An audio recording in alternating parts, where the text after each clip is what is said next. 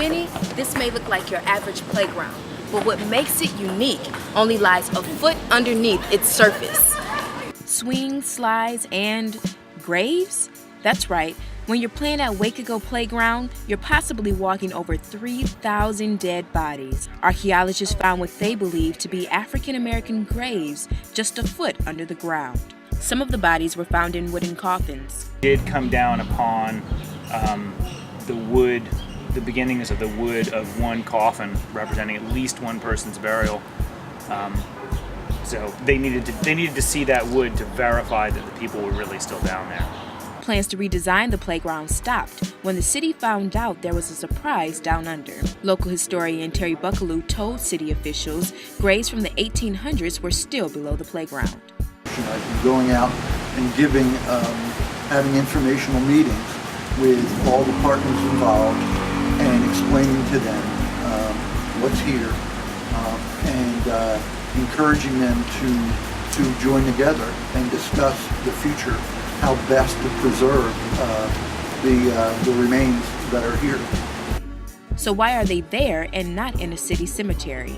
Well, founder of Mother Bethel AME Church, Richard Allen, bought the land for a burial ground for African Americans since they weren't allowed to be buried in the city. He established that because they could not be buried within the city, but his focus was to make sure that those that live it knew who their ancestors were. Think about this. Blacks were not permitted to be buried within city limits. I mean, think about that. Think about a law that says you can die here, but you can't be buried here. I think that kind of stuff really highlights why this site is so important and that the commemoration of it must be conspicuous and must be prominent and must be official and permanent.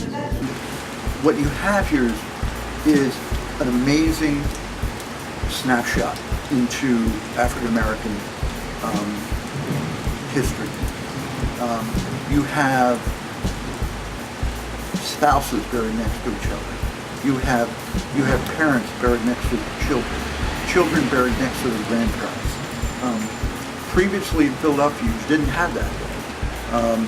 And there has been, because of my research, there's been 2 archaeological surveys, digs here. They found the bodies, so the bodies are still here. The estimate right now is that it's 3,000 plus bodies that are here. And once that report is issued, then the city will determine what their next step is.